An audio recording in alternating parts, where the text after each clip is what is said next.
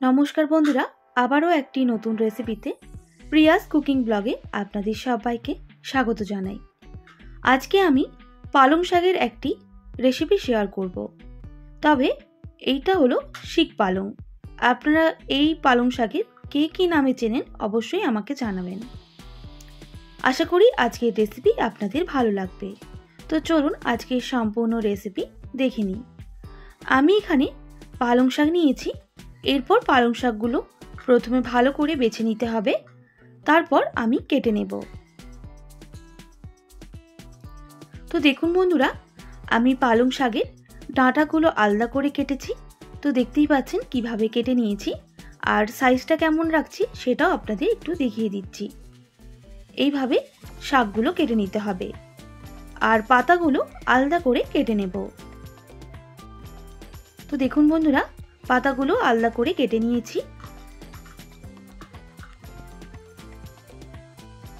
আরও সবজি লাগছে, নিয়েছি আলু। আলুর সাইজগুলো ঠিক এইরকম ভাবে কেটে নিতে হবে। আমি এখানে একটা আলুর ব্যবহার করেছি। লাগছে মূলো, আলুর মতোই করে মূলোটাও কেটে নিতে হবে, আর বেগুনটাও একইভাবে কেটে নিয়েছি।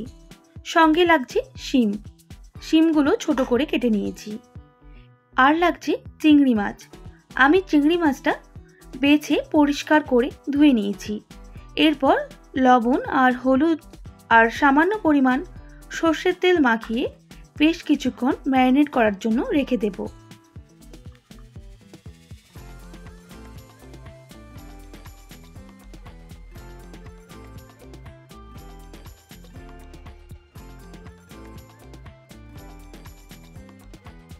এরপর একটা কড়াই বসিয়ে দেব, দিয়ে দেব সামান্য পরিমাণ সর্ষের তেল। আমি রেসিপিটা সর্ষের তেল দিয়ে করছি, আপনারা চাইলে সাদা তেল দিয়েও করে নিতে পারেন। তেলটা ভালো করে গরম হয়ে গেলে দিয়ে দেব আলু। আলুগুলো 1 মিনিট মতো ভেজে নিতে হবে।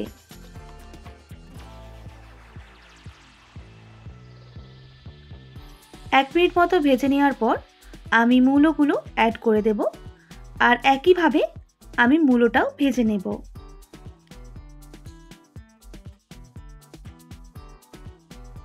মূলো আর আলু 1 মিনিট মতো ভেজে নেওয়ার পর অ্যাড করে দেব শিম। শিমগুলো একটু নাড়াচাড়া করে নিতে হবে, আর এরপরে পালং শাকের ডাঁটাগুলো দিয়ে দিচ্ছি। একইভাবে আমি নাড়াচাড়া করে নেব বেশ কিছুক্ষণ। বেশ কিছুক্ষণ পর আমি বেগুনগুলো অ্যাড করে দেব। এবার ভালো করে এগুলোকে ভেজে নিতে হবে। তবে গ্যাসের ফ্লেমটা কিন্তু আমি হাই করে এটা ভাজতে থাকবো।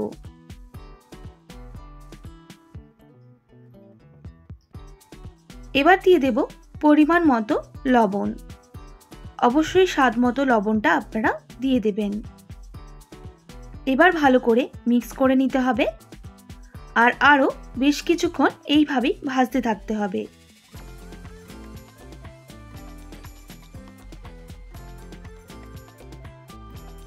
এবার আমি ঢাকনা দিয়ে ঢেকে দেব প্রায় 1 মিনিট মতো।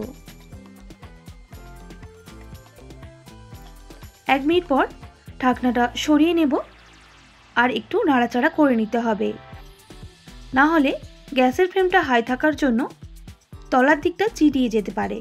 এর জন্য বারবার এইভাবে নাড়াচাড়া করে নিতে হবে।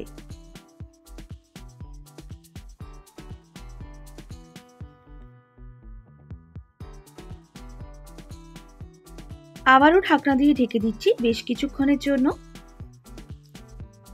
বেশ কিছুক্ষণ পর ঢাকনাটা সরিয়ে নিতে হবে, আবারও নাড়াচাড়া করে নিতে হবে। দেখতেই পাচ্ছেন বেশ কিছুক্ষণ নাড়াচাড়া করে নেওয়ার পর সবজিগুলো কিন্তু আমাদের অনেকটাই সুসেদ্ধ হয়ে এসেছে। এই সময় আমি দিয়ে দেব পালং শাকের পাতাগুলো।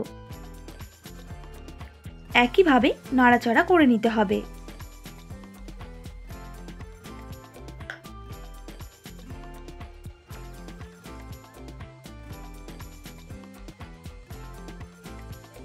বেশ কিছুক্ষণ এইভাবে নাড়াচাড়া করে নেওয়ার পর অ্যাড করে দেব সামান্য পরিমাণ হলুদের গুঁড়ো, সামান্য ঝাল লঙ্কার গুঁড়ো, অবশ্যই ঝালটা আপনারা কম বেশি করে নেবেন, সামান্য পরিমাণ জিরে গুঁড়ো।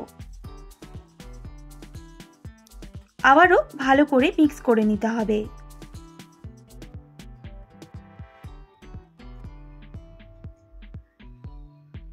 তবে এই সময় আমি একটু গ্যাসের ফ্লেমটা মিডিয়ামে করে দেব।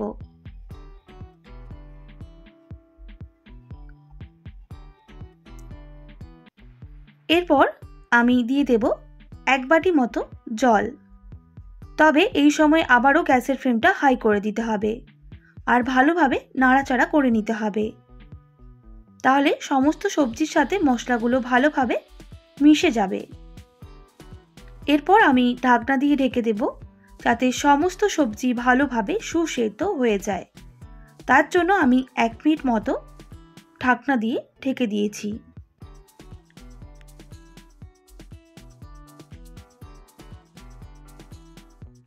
1 থেকে 1.5 মিনিট সময় নেওয়ার পর আমি ঢাকনাটা সরিয়ে নেব আর নাড়াচাড়া করে নিতে হবে।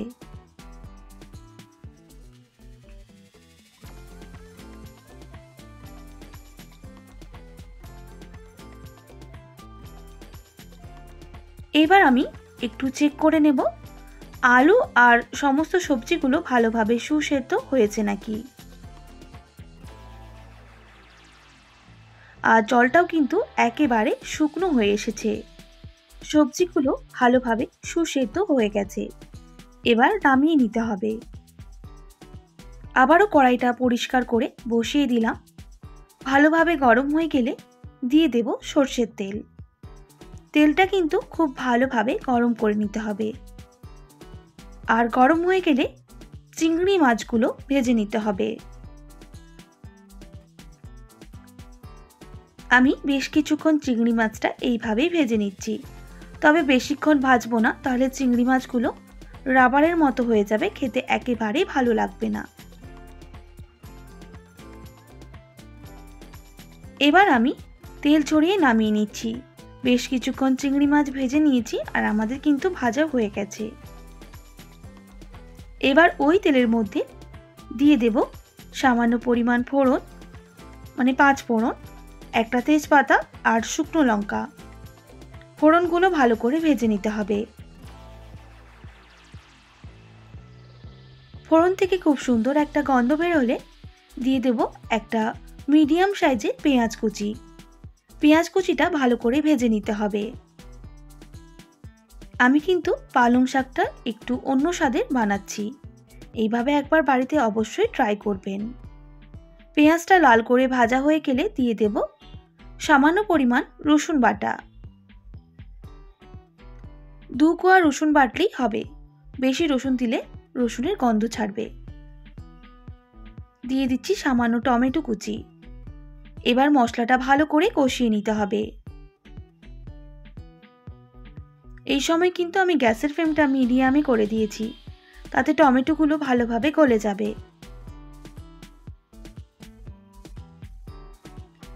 বেশ কিছুক্ষণ মশলাটা কষিয়ে নেওয়ার পর টমেটোটা কিন্তু গলে এসেছে। এবার সবজিগুলো অ্যাড করে দিতে হবে।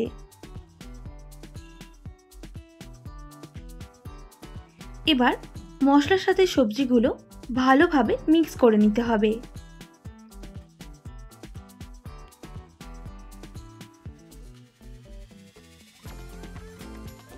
আর বেশ কিছুক্ষণ এইভাবে রান্না করে নিতে হবে।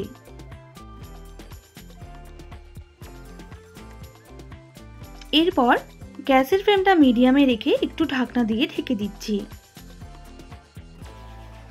বেশ কিছুক্ষণ পর ঢাকনাটা সরিয়ে নিতে হবে আর একটু নাড়াচাড়া করে নিতে হবে।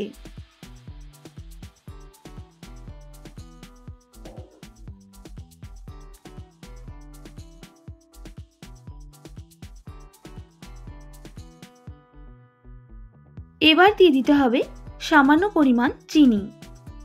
চিনিটা আপনারা চাইলে অবশ্যই স্কিপ করতে পারেন, তবে চিনি দিলে কিন্তু সে আমিষ হোক বা নিরামিষ টেস্ট কিন্তু দুর্দান্ত হয়। আবারও ভালো করে মিক্স করে নিয়ে রান্না করে নিতে হবে।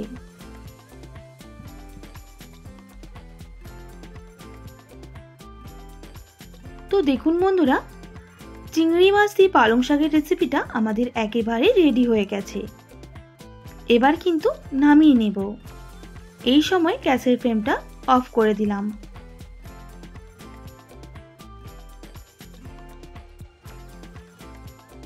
দুর্দান্ত স্বাদে পালং শাক দিয়ে চিংড়ি মাছের রেসিপি একেবারে রেডি।